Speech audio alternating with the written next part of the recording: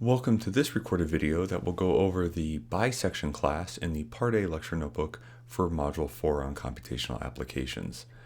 So the previous video ended here where we talked about the bigger lesson of the compute bisection function and how we need to plot what's going on to really understand and start up this algorithm to figure out where to find roots and if we should expect to see errors or not.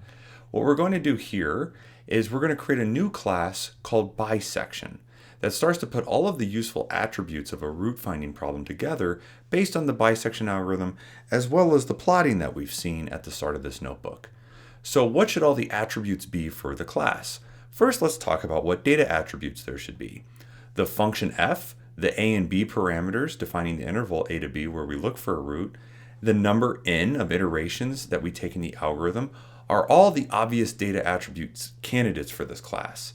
Since we actually may not know a, b, and n that we want to use for a particular function f, we should default these to none upon initialization and then have a method attribute that can set these values similar to what we did for the root parameter with the setRoot method in the plot tools for roots class above. In fact, this is based on an old, there we go, plot tools for roots. There we go. I had the incorrect naming when I was using a non-standard naming convention for the class. One of the data attributes should be an instantiation, though, of the plot tools for roots. So we should have a data attribute that is itself a class, which is something that we've seen before, like in the polynomials activity of the prologue lecture, where when we had a derivative method, it would create a deriv data attribute that was itself a polynomial class. This data attribute, which is made from a class, is quite useful for us in determining things like the a and b parameters and even the n parameter. The root computed by the bisection algorithm is another data attribute, but it is not determined at initialization. It is determined in set when the bisection algorithm executes. The tolerance parameters for the bisection algorithm are other data attributes, and these seem like the type of attributes that you should have default values based on typical use cases from prior experience. In other words, this means we're defaulting these values to numbers that feel right. What should be the method attributes? Well, of course, the compute bisection algorithm that we had just seen above, and a method for setting the parameters a, b, and n that we were just talking about, that we determine are better than what was assigned, if anything was assigned, upon initialization. Such values may be determined by, of course, examining a plot using the data attribute associated with the plot tools for roots class. Again, as a suggested activity, add some doc strings and code comments below. I don't have them in here. You should always have lots of code comments and doc strings when you're creating classes. It's a good practice to have. But in the interest of keeping the focus on the code itself and trying to not overclutter this in the presentation, I've decided not to have them, but that doesn't mean that they don't belong there. My suggested activity for you is to actually add these in there to make it more complete. So we have this class bisection, which is going to be instantiated to create objects. Upon initialization, all we actually need is a function f. Everything else is defaulted to either none types or general values that we seem to prefer to use, or I like to use when I'm using the algorithm. And then we initialize all these data attributes, and then we have also this plot tool. Now notice I'm creating the data attribute plot underscore tool, and it's plot tools for root of f, right? That's how I create an object that is this data attribute based on the class plot tools for root, which is coded at the top of this notebook. I have a method attribute where I can set bisection parameters, and I could pass it any one of these values. So I default all of them to none, and then you could decide which one of these I want to update based on what information I have or what I want to change very specifically. You just keyword argument it when you pass it. You maybe want to call it with a, b, or n, or any number of these or subset. And then it will just check if whichever ones are not none, it sets them to whatever value you're passing.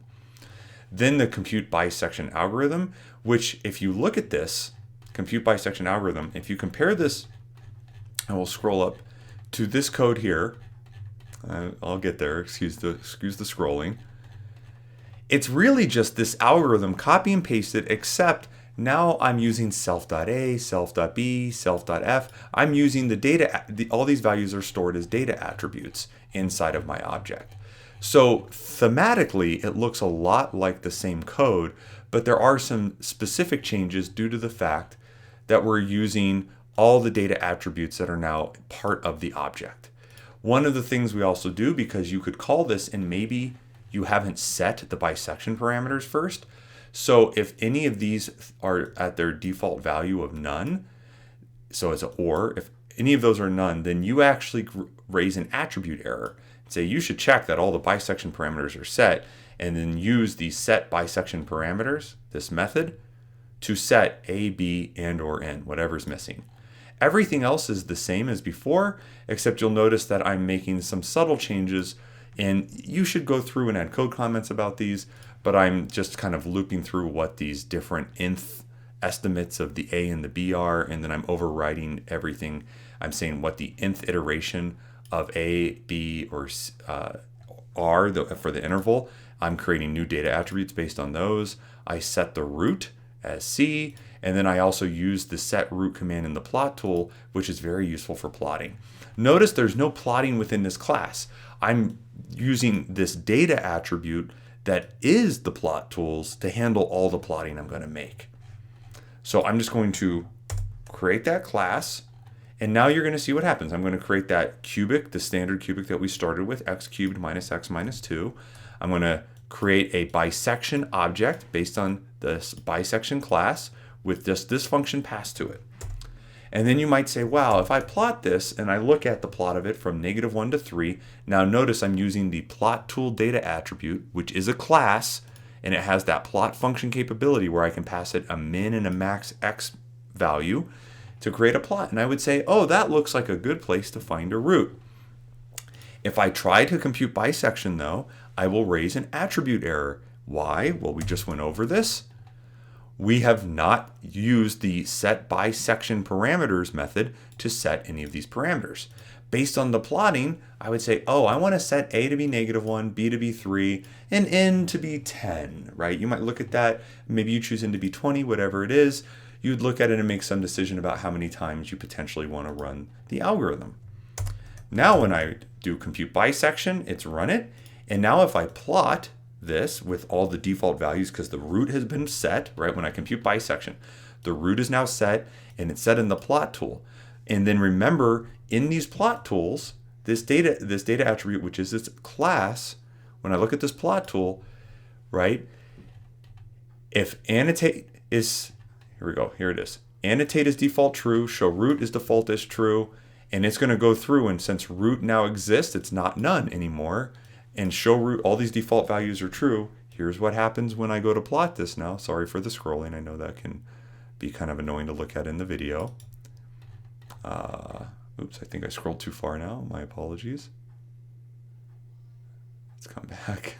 Here we go. When I go to plot this now, there's my annotated plot. Very similar to what we've seen before. So I've kind of just started putting all of these pieces together. Now, I do want us to explore how to visualize the entire bisection algorithm. And below, we create a plotting function that wraps around the compute bisection algorithm to add some illustration to the actual bisection process. You should read the comments in this code cell below very carefully. And note, we first present this as a standalone function for clarity before we include it as a method in the class. So I'm going to plot the bisection algorithm. To do that, I need the function f, a, b, n, x min and x max for the plot, how many points I want to plot, whether I want to show the final interval or not, and a figure number. So this is the compute bisection algorithm. I'm using the compute bisection function. I'm doing this purely for illustrative purposes before I bring this into the class.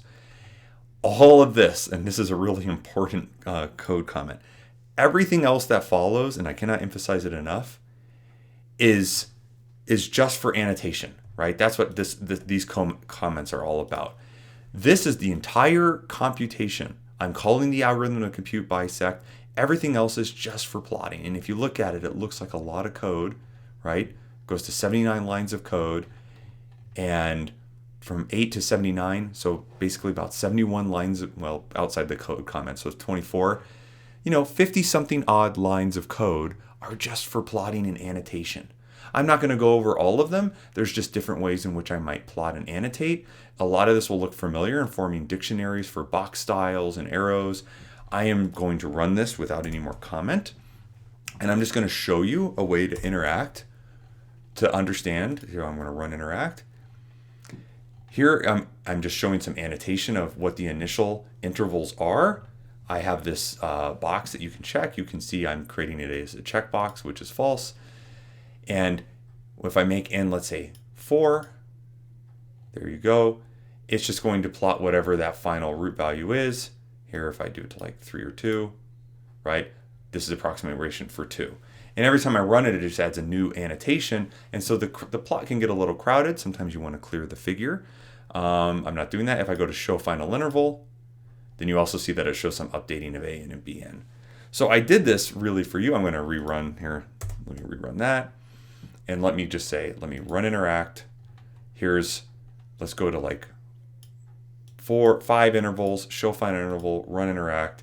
And you can kind of see how crowded it gets, but it gives you the sense of how you can do this iteratively. You can run n equals 1, n equals 2, n equals 3, show final interval or not, and see how we're annotating the plot to get a sense of how that bisection algorithm is working with this figure and how this approximate root is getting improved as you increase n.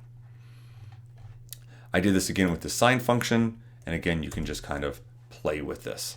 So run interact. Oh, oops.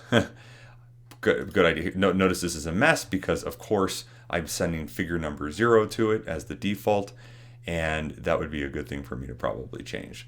So let me see where fig num equals 0. Let's go ahead, and that should be added to, okay, fig num here it was 0. Did I not have it here? I didn't have it here. So it was, okay. Let me just go ahead and copy and paste this down below so you can get less of a crowded figure in this video. Make it figure 1. There we go. Oops. There we go. Run that. There's our figure. So you can just see this interactivity again where I'm plotting the approximations of the roots.